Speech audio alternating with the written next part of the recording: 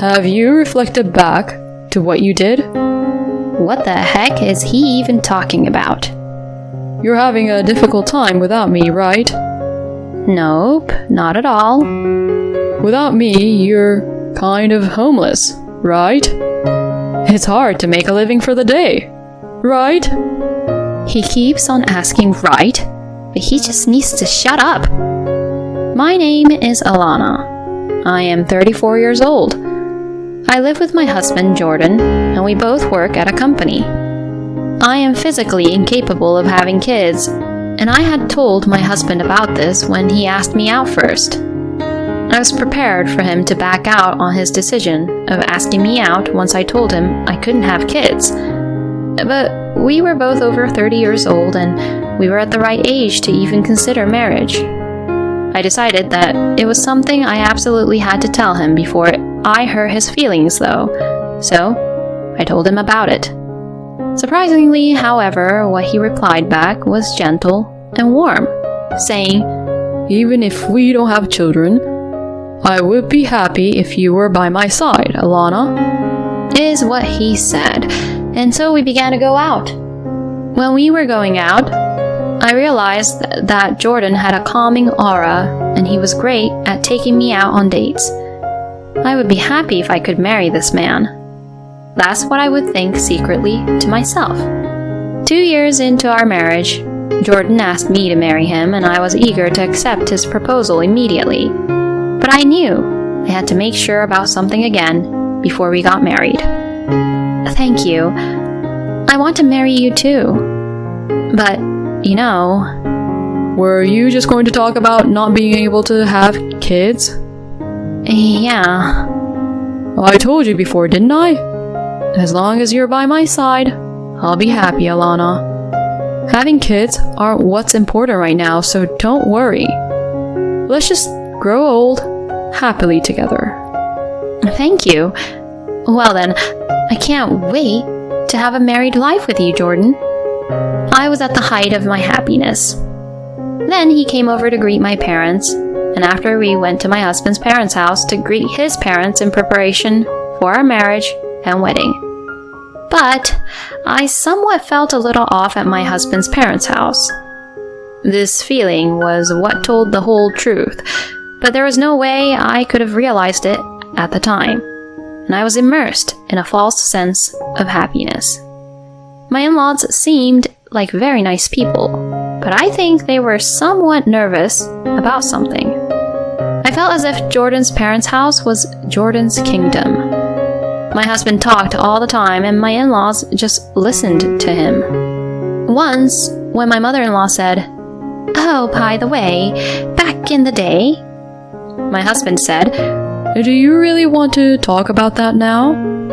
And after that, my mother-in-law decided to remain silent.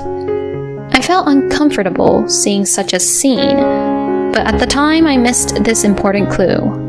And like that, I forgot that I even felt uncomfortable and quickly signed the marriage certificate. Then, little by little, my husband's true nature came out. One of my subordinates at work just had a baby. Oh wow! Congratulations to your subordinate. Everyone in the company is going to send a congratulatory gift. But what do you think would be a nice gift? Well, maybe baby clothes? What? I thought diapers would be a good gift option. Oh, that's also a good idea. Diaper cakes are also popular. Is that so? At first, it started out with a casual conversation like this. However, 2 weeks later, every month or so, Jordan would come back with the same topic to me every single time. It always starts with, "One of my subordinates at work just had a baby." If it is true, then it should definitely be celebrated for sure. But is it possible for a child to be born so soon one after the other in the same company in the same department? To be honest though, I cannot make a judgment on that point. Because I am my own boss and I work from home. So I have no colleagues, no bosses, or subordinates. 6 months into our marriage, my husband has told me dozens of times about his subordinates having a baby. I was indeed curious. So one day I asked my husband a question. Hey, are there really that many people giving births to babies in your company? Why? Do you remember how many times your subordinates' kids were born in the past 6 months? No, I don't remember. Probably 12 times. You talk about this same topic once every 2 weeks. Why are you even counting them?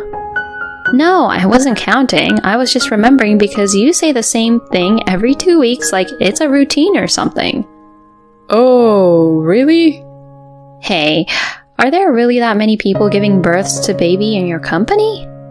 And do you really have 12 subordinates who all work under you?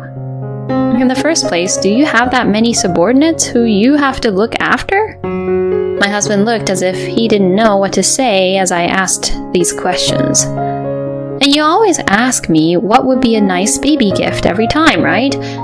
So I've come up with all kinds of ideas for that, yet you deny all of them. So what exactly is it that you want to do here?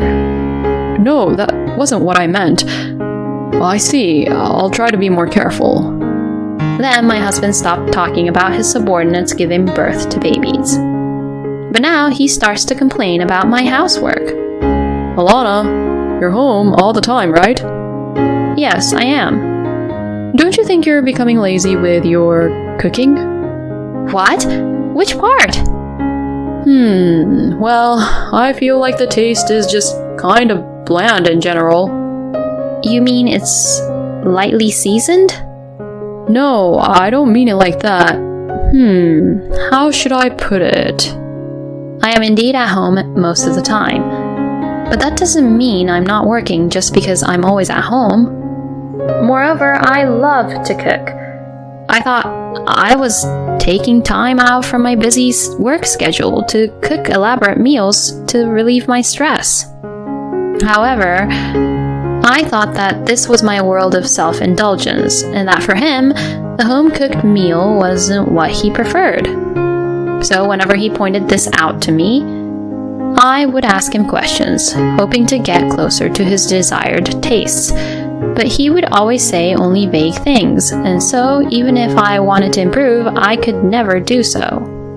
I gradually became more and more stressed about it. Even today's cooking too, I don't exactly know how to explain it, but... You know, I want to cook the way you like it. So could you please point it out what's so wrong about it clearly? You always say things in a vague way, so there's no way to improve. It's hard to explain it, you know. Well then, can you cook instead of me? If you cook the way you want to eat them, I'll learn how it tastes. Then my husband became grumpy and moody. What the? Why? Why do I have to cook instead? I work, don't I? I mean, you want to eat good, yummy meals, right? That's why I said if you cook some meals once, I'll learn how they taste like. I'm not asking you to cook every time, though, you know? I mean, you should realize since I've been pointing it out to you many times. So that's what I'm saying. I don't get what you want me to fix because you're so vague about it. Oh, that's enough. I don't want to talk to you right now. What the? What is up with him? And how rude can he be? But from that day on, my husband stopped complaining about the meals I make, but there was no conversation while we ate. Jordan would simply eat his meal in silence and return to his room. This continued for about 2 weeks. After some time, my husband began to speak to me again. Hey, are you cleaning around the house properly? Excuse me? It's kind of dusty. Oh, really? I don't feel it being dusty at all, though. It's been bothering me for a while. I see. I get it. I'll be careful from now on. I said I would be careful, but I'm not at all convinced with what Jordan was saying. I also love to clean. You could say that I'm a neat freak. I mean, where I work is where I live. So I want the environment in which I place myself to be clean at all times. With this in mind, I vacuum the house every day and even wipe down the floors as well. A house that I have gone to such lengths to keep clean cannot possibly be dusty. I didn't know what to do, so I asked a friend of mine, Kendra, who has been very close since college, for advice. I started up Skype to chat with her. Hello, a long time no see. It's been a while. Hey, what's up? Are you tired or something? Do I look like that? Yeah, you have bags under your eyes.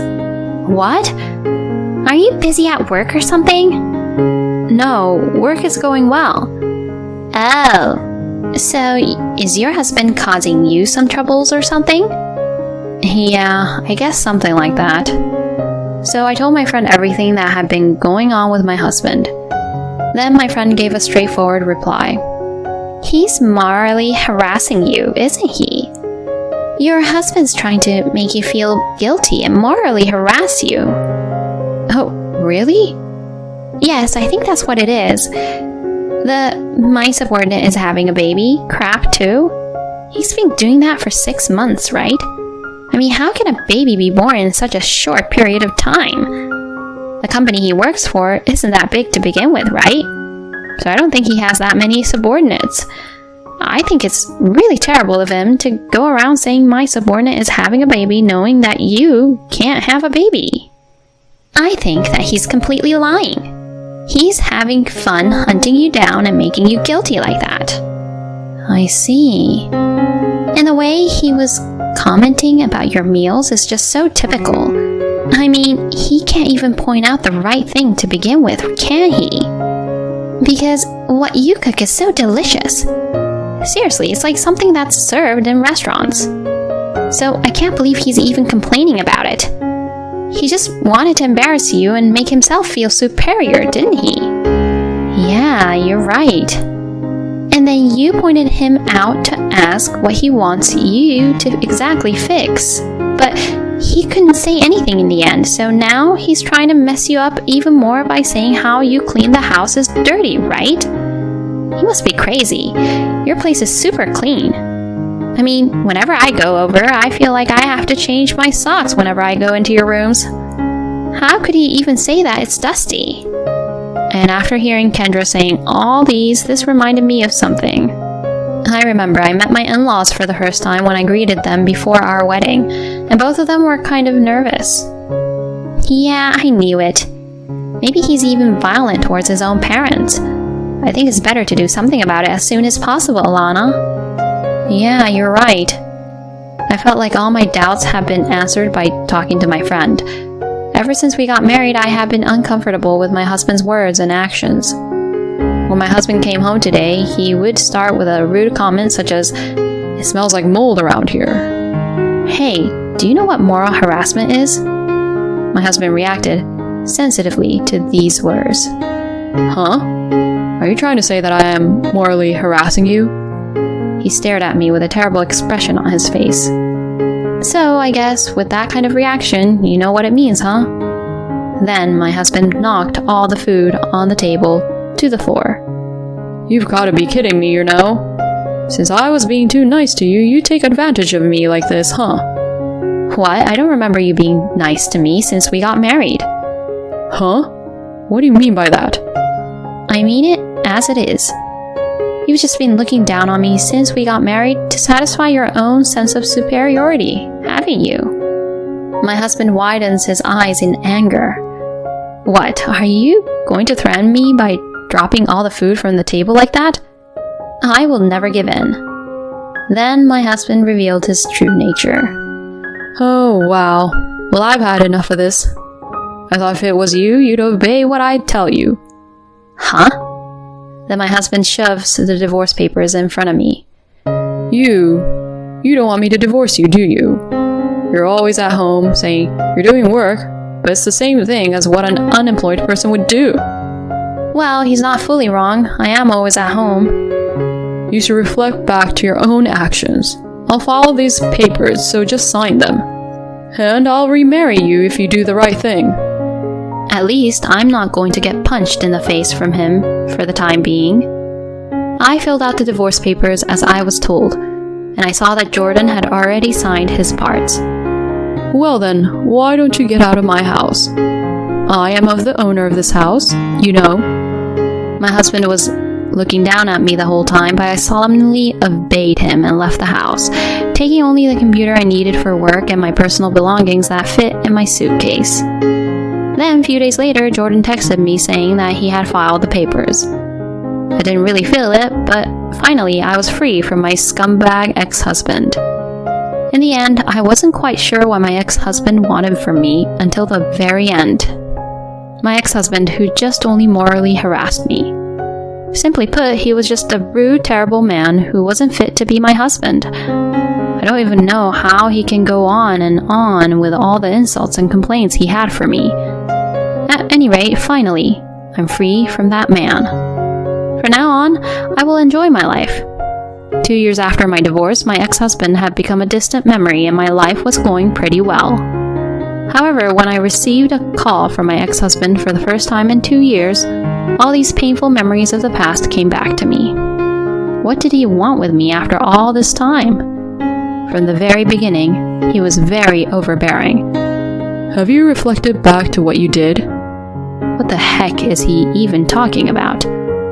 You're having a difficult time without me, right? Nope, not at all. Without me, you're kind of homeless, right? It's hard to make a living for the day, right? He keeps on asking right, but he just needs to shut up. No, I'm comfortable the way it is now. Because you, who had harassed me, is completely out of my sight. Oh, don't act so tough. I said I'd forgive you, so just shut up and obey me.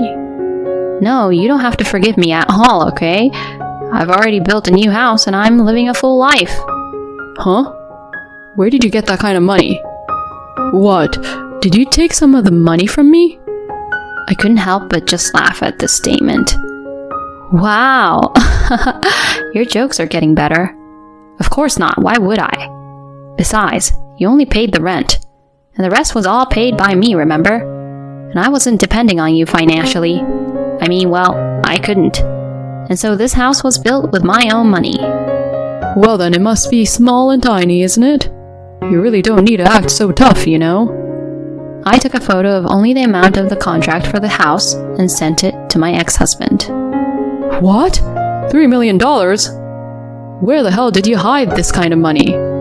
There's no way you, who's unemployed, have this kind of money.